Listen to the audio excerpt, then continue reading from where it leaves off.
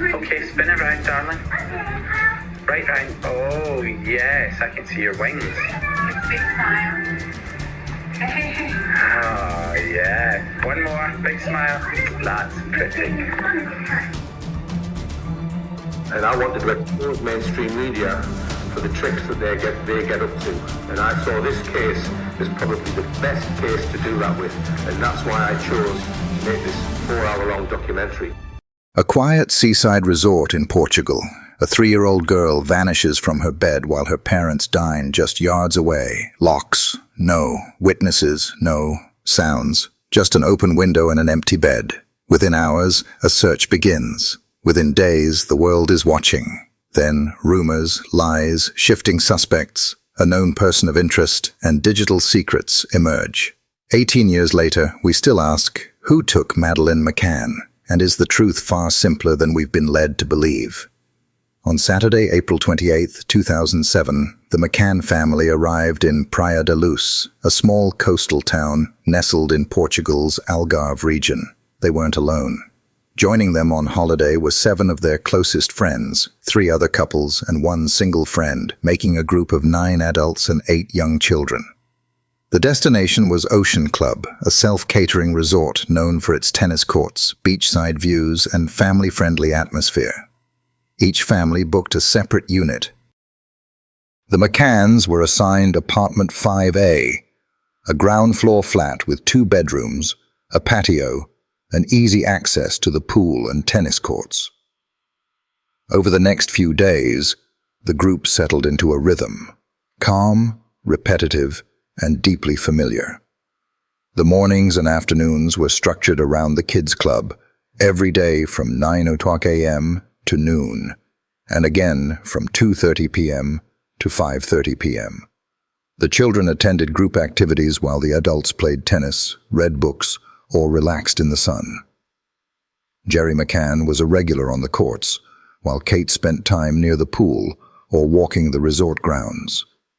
Evenings followed a routine of their own. At 5:30 p.m., the children had dinner with the kids' club staff. By 6 p.m., or shortly after, Kate brought Madeleine, Sean, and Emily back to apartment 5A for baths and bedtime. The children were typically asleep by 7:30 p.m.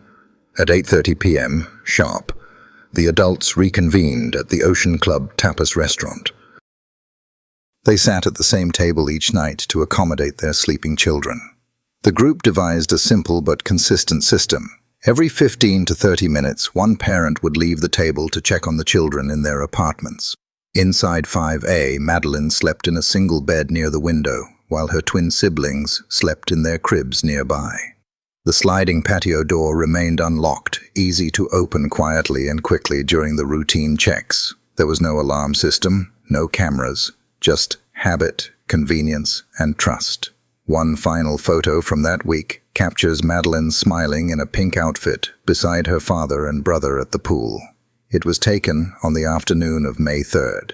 Nothing in it seemed unusual. At the time, no one could have imagined that this peaceful, sun-drenched routine was about to be shattered. At 9:05 p.m., Jerry returned to apartment 5A for his check. He entered through the back patio door, which remained unlocked. Inside, the children were asleep.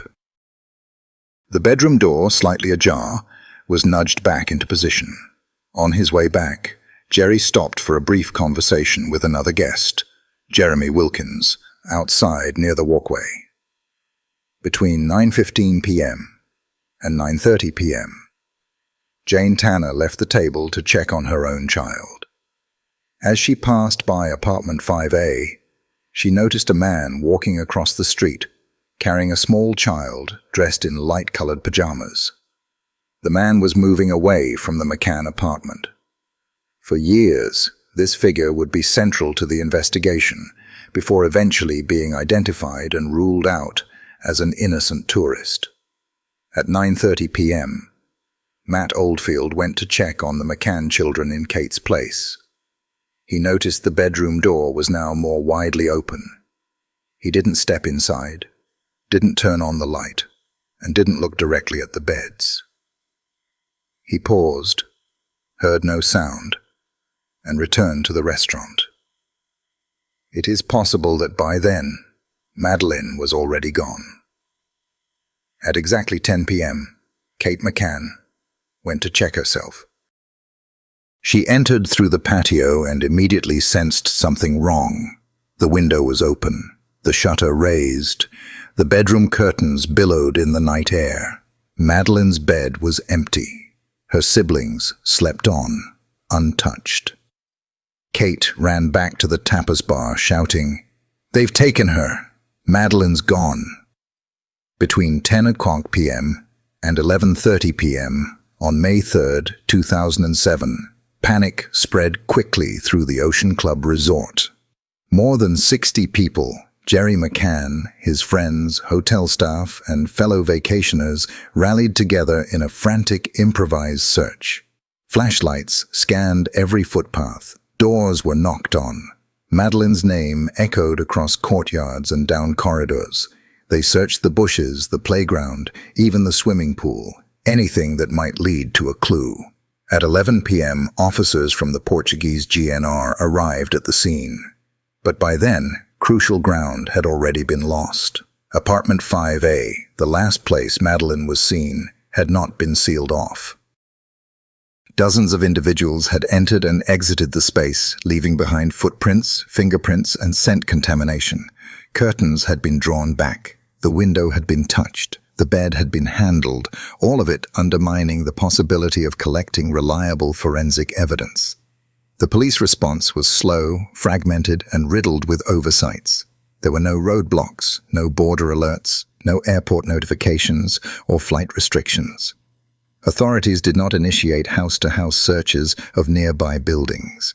Aside from taking basic statements from Jerry and Kate McCann that night, there was little sense of urgency or structured coordination. These early missteps quickly began to pile up. The crime scene remained compromised. A phone record showing unusual activity near the time of disappearance was not immediately analyzed.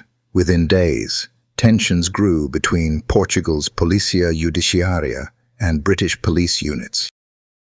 Criticism mounted over PJ's inexperience with child abduction cases and the lack of cooperation between Portuguese and UK investigators, including Leicestershire Police and later Scotland Yard. Delays in strategy, evidence collection, and communication would haunt the investigation for years.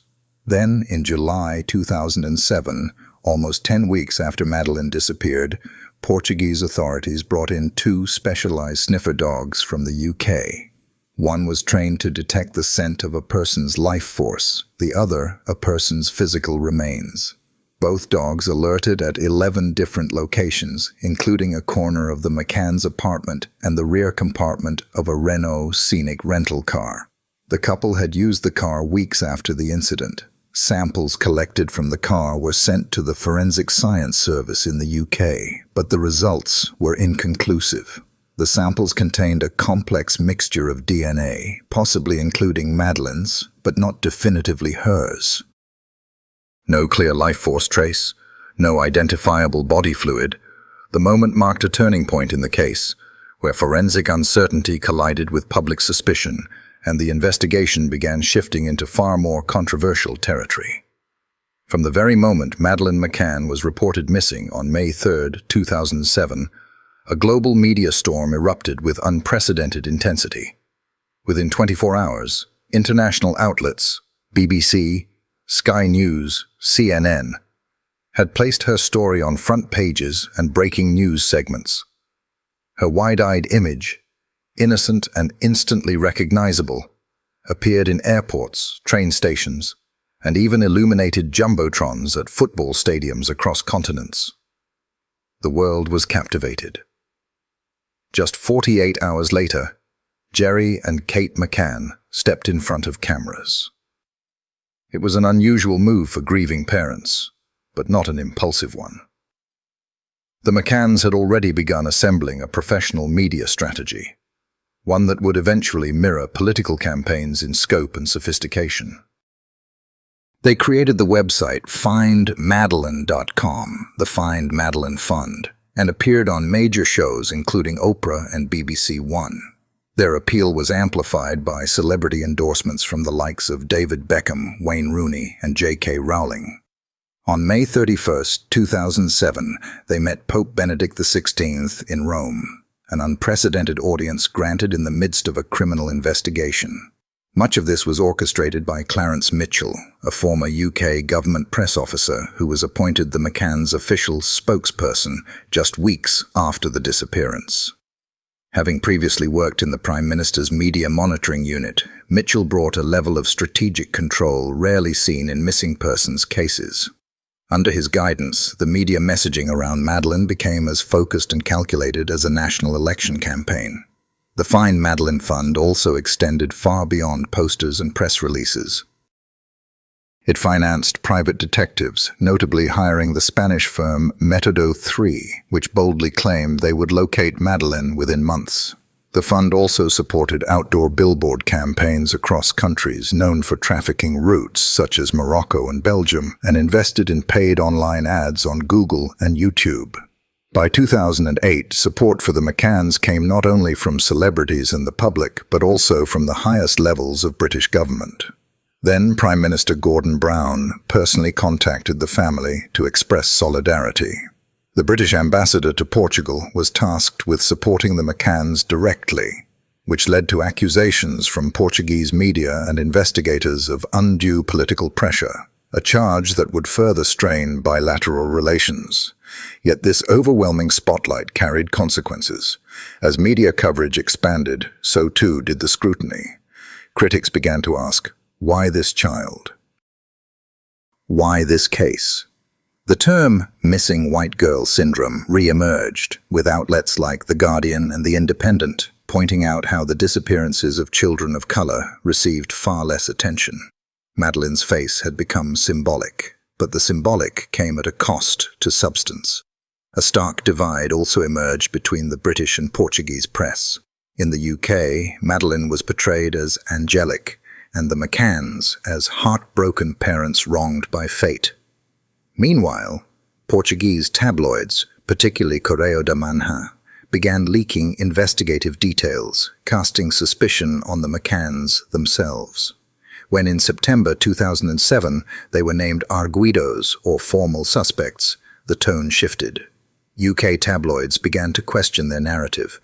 American talk shows aired debates suggesting a cover-up. Online forums erupted with theories: accidental passing, child trafficking, even organ smuggling. Threats and hate mail flooded the McCanns' inboxes.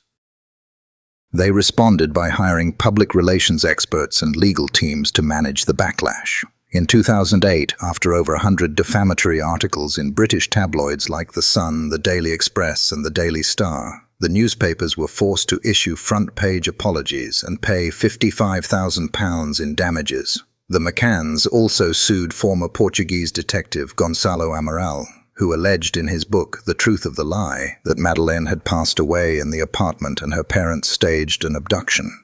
Although a lower court ruled in their favor, Portugal's Supreme Court reversed that decision in 2017, upholding Amaral's right to publish. The story didn't end in headlines. In 2008 to 2009, the European Parliament introduced Amber Alert Europe, a rapid child alert system inspired in part by the McCann case. Lawmakers cited the absence of a real-time regional alert in 2007 as a critical failure. The case had already laid bare a fragmented system, where time-sensitive coordination between countries was virtually non-existent. Meanwhile, the media narrative continued to evolve. In 2019, Netflix released The Disappearance of Madeleine McCann, an 8-part documentary. The McCanns publicly distanced themselves from the project, criticizing it for sensationalizing and potentially misrepresenting the truth.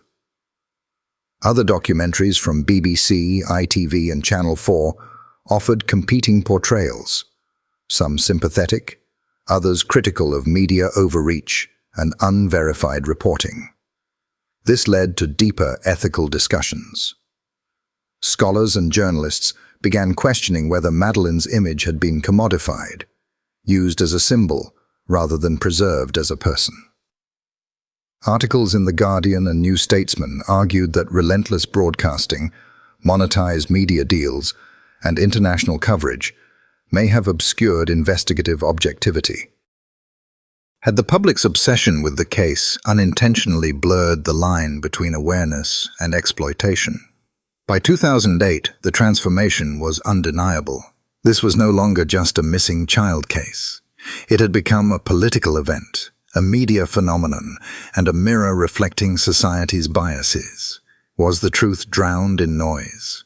Were the McCanns victims of a broken system or part of its manipulation? The questions multiplied. The answers did not. And through it all, Madeleine McCann remained missing. Her room stayed untouched. Her parents never stopped searching. In the end, the legacy of this case is not just about the investigation or the media. It's about the world's response to the disappearance of a single child and how that response changed everything. The initial hours of any missing child case often focus on the immediate surroundings and those closest to the victim. In the case of Madeleine McCann, suspicion turned quickly toward her own parents. Jerry and Kate McCann were not only the ones who reported her missing, but also the last known adults to have seen her. They had left 3 small children asleep in an unlocked apartment while they dined 50 meters away with friends. It wasn't just one night. This was part of a routine, one that the entire group of 7 friends, known as the Tapas 7, had adopted. Rotating checks every 15 to 30 minutes. Same restaurant, same pattern every night. Public scrutiny began to mount. Was this mere negligence or a systemic failure of judgment? More than that, a chilling question emerged. If something had gone wrong before 10 p.m., would anyone even know? Kate McCann later told investigators that when she entered the apartment at 10 p.m., the bedroom window was wide open, the curtain billowing, and Madeleine's bed was empty. She said she screamed, but not a single guest, neighbor, or passerby recalled hearing anything. No cries, no car speeding off, no alarm. If a child was taken, how had it happened so quietly? And could the timeline everyone believed be completely wrong? There is now reason to believe that Kate may have discovered Madeleine missing slightly earlier than 10 p.m. Multiple witnesses recalled the resort falling into chaos just before 9:58 p.m. That discrepancy, just a few minutes, carries enormous weight. If true, it could change the suspected time frame of the situation, challenging almost every timeline constructed since. A quiet, seaside resort in Portugal. A 3-year-old girl vanishes from her bed while her parents dine just yards away. Locks? No. Witnesses? No. Sounds? Just an open window and an empty bed. Within hours, a search begins. Within days, the world is watching. Then, rumors, lies, shifting suspects, a known person of interest, and digital secrets emerge. 18 years later, we still ask, who took Madeleine McCann? And is the truth far simpler than we've been led to believe? At 9:15 p.m., 45 minutes before Kate was discovered, Jane Tanner, a friend who was having dinner with the McCanns, said she saw a man walking briskly down the street, carrying a baby girl in pale pajamas, barefoot. The man was tall and slim, wearing a light-colored jacket and dark pants. The child lay motionless. Could this be Madeleine? Tanner's sighting of her has become central to the abduction theory, but remains unexplained. No official sketch based on her description was released to the public for months. For a case of such magnitude, the delay was puzzling. Critics saw it as a sign of investigative indifference, or, worse, bureaucratic obstruction. In a case that unfolded so quickly, time was of the essence, and time was wasted. A few weeks later, a British tourist came forward to say he had dropped his daughter off that night, matching Tanner's description and timeline. He had no idea that his innocent walk had sparked an international manhunt. Police closed that line of inquiry, but for many, the image of the man holding the girl still haunts. If it wasn't him, then who? Another detail slipped through the cracks. A woman in an apartment above the McCann's hotel reported hearing faint crying around 10:30 p.m. After the disappearance was reportedly discovered, she couldn't tell which child was crying, but her testimony was never taken seriously. Did this mean someone had returned to the apartment after 10 p.m.? In July 2007, 10 weeks after the disappearance, Portuguese police brought in 2 specially trained British sniffer dogs, one to detect a person's life force, the other to alert to the scent of physical remains. What happened next turned the case upside down. The dogs reacted in key places. In the corner of McCann's bedroom, on one of Madeleine's cuddly toys, on Kate's clothes, and inside the trunk of the rental car the couple had rented a few weeks after the disappearance. But few knew that the dogs also reacted to other obscure items, such as apartment keys and random items inside the car. These alerts were never conclusively linked to Madeleine. Samples were collected and sent to the UK Forensic Science Service. The result was a mixed DNA profile that could have included Madeleine, but could not be proven for sure. No trace of a person's life force, no unique identifier. The analysis itself was controversial.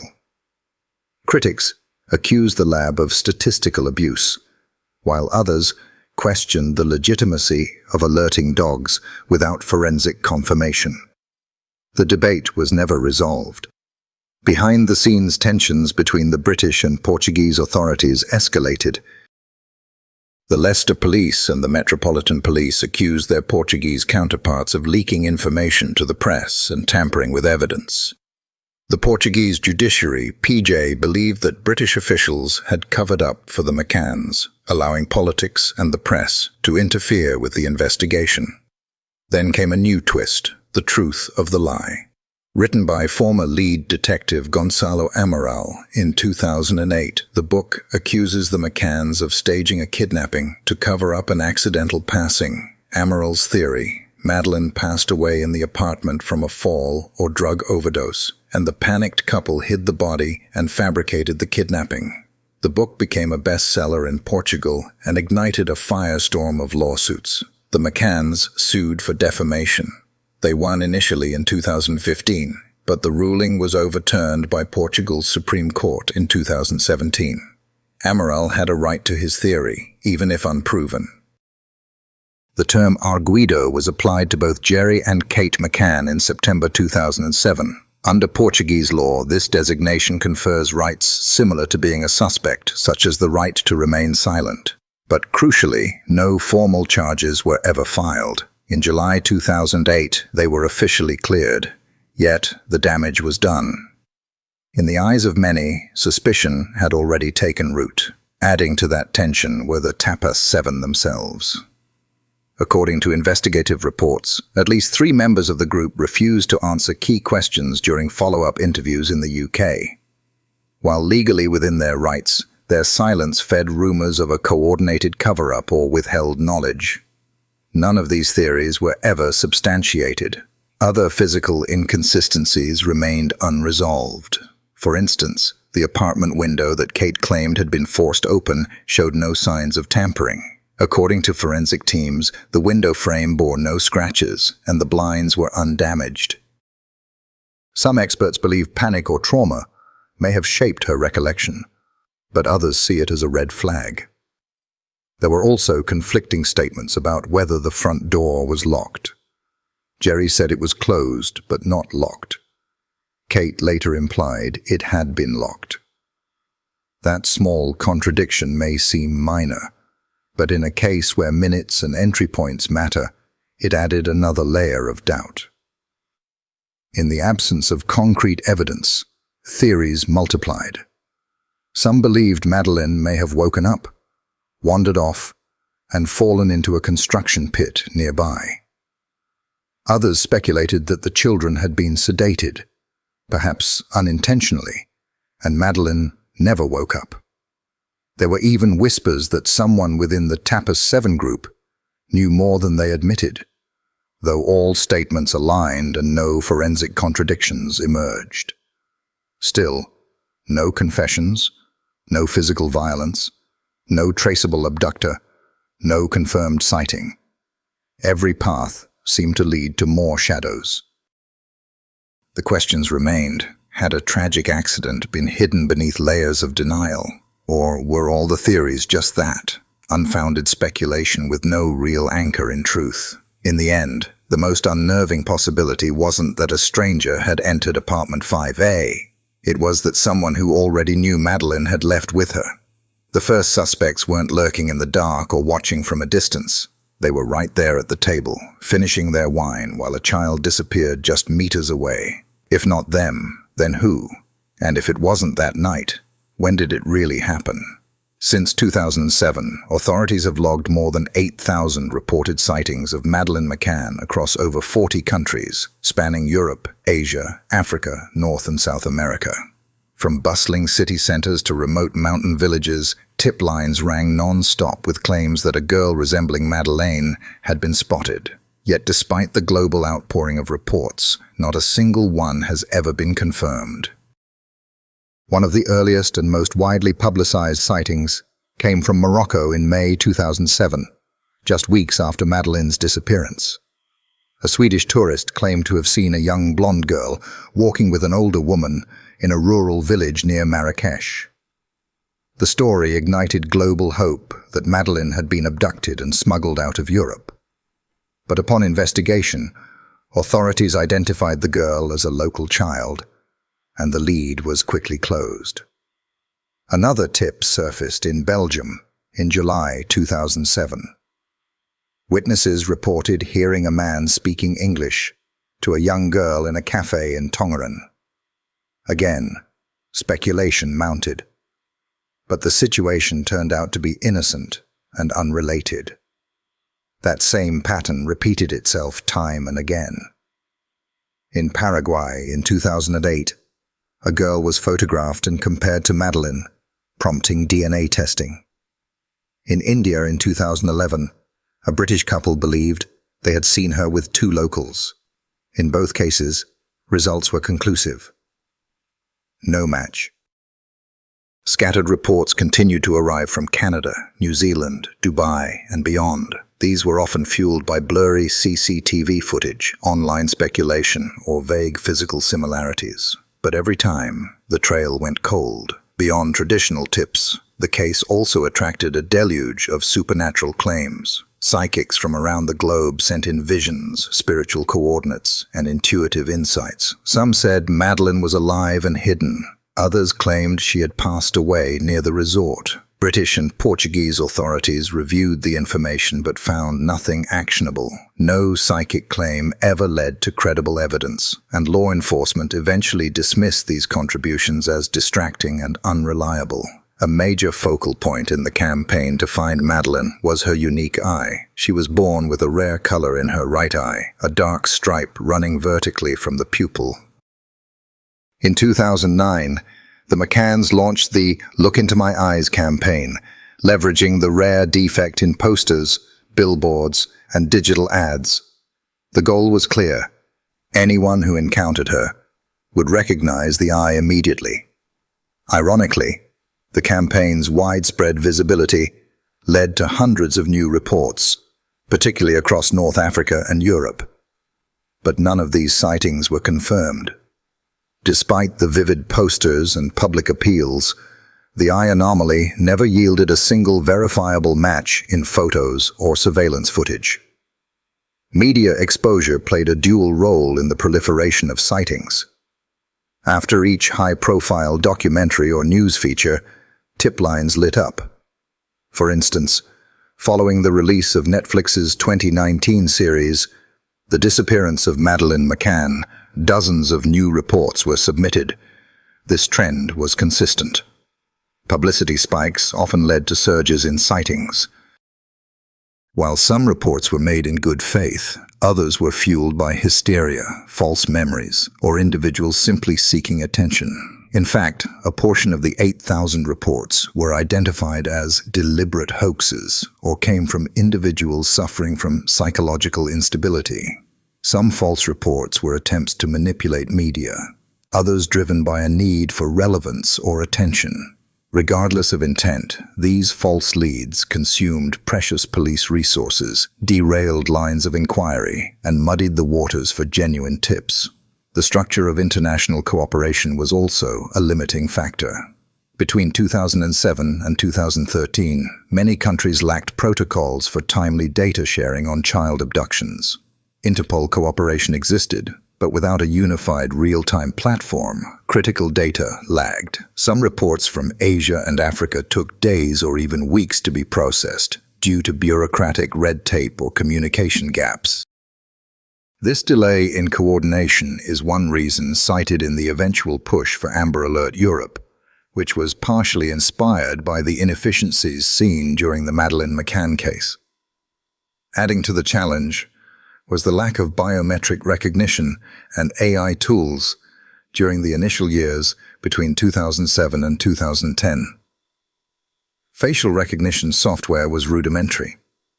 The McCanns released several progression photos, depictions of what Madeleine might look like at 6, 8, or 10. But these were manually rendered graphics, not AI-generated composites. This limitation made it nearly impossible to cross-reference sightings with camera footage or crowd images in a meaningful way. Compounding the technological limitations was the lack of a centralized database. Police agencies in Portugal, the UK, and Germany each maintained their own set of reports, leading to duplication, misclassification, and incomplete data. Some reports were missing crucial timestamps or locations, others overlapped. Without a master index, filtering credible leads from misidentified ones became an overwhelming task. The media also played a problematic role in some instances. A notable example occurred when Brazilian national television aired CCTV footage of a girl thought to resemble Madeleine, prompting a flurry of international headlines. Within hours, the footage was debunked, but the damage was done. Once misinformation spread across media channels, it became difficult to retract or clarify, further eroding public trust in the investigation. Perhaps the most sobering reality is this: not one of the 8,000 sightings has been supported by forensic evidence. In the handful of cases where DNA testing was conducted, such as in Paraguay or Morocco, results were definitively negative. No sample of hair, skin, saliva, or personal belongings ever matched Madeleine. No fingerprints, no biological trace, no direct link has ever emerged. 17 years on, these thousands of leads and sightings remain archived but silent. They serve as haunting evidence not of a trail, but of a void. They reflect humanity's desperate will to hope, to find, to believe. But they also reveal the fragility of witness memory, the limits of global policing, and the chaos that can follow even the most organized searches when no central truth anchors the effort. In the end, the sightings remain just that, flashes in the dark, none bright enough to illuminate the truth.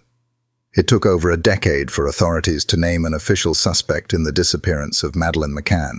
But when they did, the man at the center was far from unknown to law enforcement. Christian Brueckner, a German national born in 1976, carried with him a deeply disturbing criminal history. He had been convicted for sexually abusive acts toward minors, trafficking narcotics, and repeatedly breaking into homes and vacation rentals, particularly those frequented by foreign tourists. His criminal profile fit a predator who knew how to operate in the shadows. In May 2007, when Madeleine vanished from the Ocean Club resort, Bruckner was living just 1 mile away. He split his time between a camper van and a rented house tucked into the outskirts of Praia de Luz. Locals later confirmed he knew the area well, its back roads, its rental layouts, and even the daily habits of visiting families.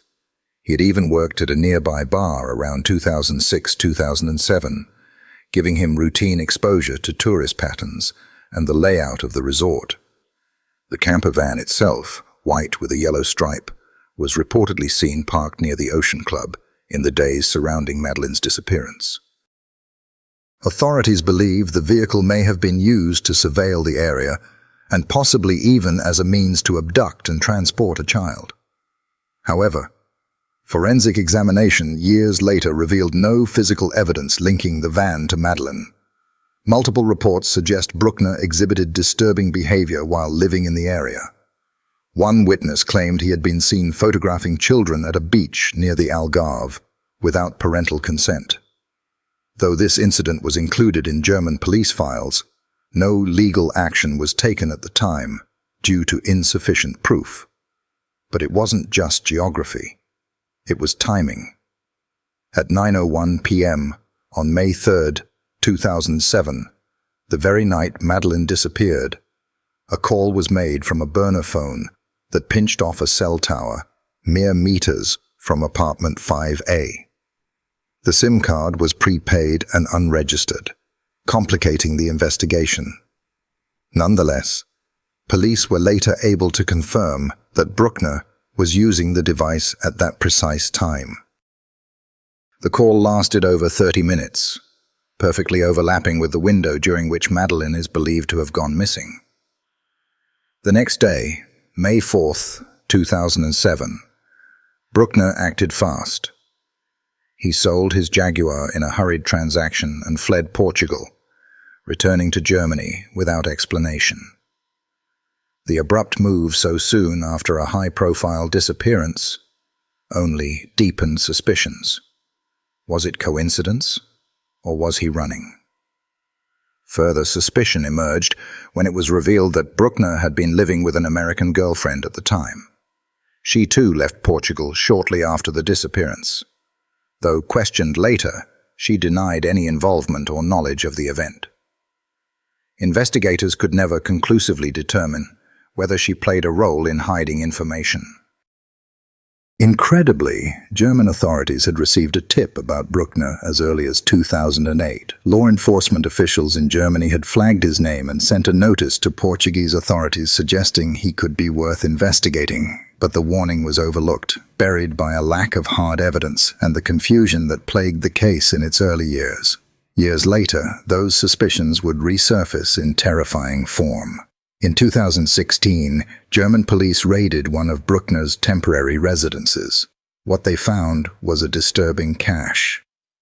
Buried beneath the remains of a deceased animal in his backyard, officers unearthed a stash of hidden materials.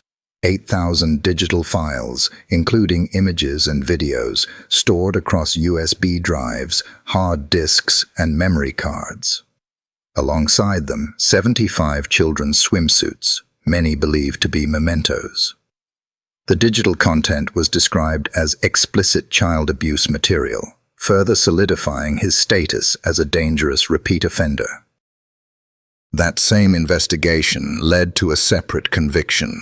Brueckner was sentenced to 7 years in prison in Germany for a distressing act against a 72-year-old woman, an assault that took place in Praia da Luz in 2005, just 2 years before Madeleine disappeared. But perhaps the most chilling detail came from his own words. In 2013, while investigating other offenses, German authorities recovered suspicious text messages from Brueckner's devices. One message read, "I want to catch something small and use it for days. It's not just violence. It's methodical." Another text described his desire to create a place where no one would find out what I was doing. This text painted the picture of a person of interest who not only stalked, but also planned. Then a clue emerged that led investigators to a remote area 50 kilometers from the Praia da Luzia Dam. Brueckner had once called the place "my little paradise," a phrase discovered in his GPS metadata or personal notes. Police matched this information with GPS coordinates extracted from his devices, suggesting he was in that isolated area at a notable time. In May 2023, German authorities conducted a massive excavation at the dam site. Using sonar drones and forensic divers, they found nothing. No bones, no clothes, no DNA, no trace of Madeleine McCann. As we re-examine this intricate web of events, from the initial moments of panic to the latest, painstaking searches. We are left with more questions than answers. The case has become a mirror, reflecting not just the tragedy of a missing child, but the complexities of international law enforcement, the pervasive nature of media scrutiny, and the public's intense, often misguided, desire for resolution. If you were a part of this investigation, how would you navigate the conflicting evidence and the global pressure? Would you focus on the family's routine, the fleeting sightings, or the chilling profile of the most recent person of interest? What part of this story resonates with you most deeply, and what actions do you believe are still necessary to find the truth?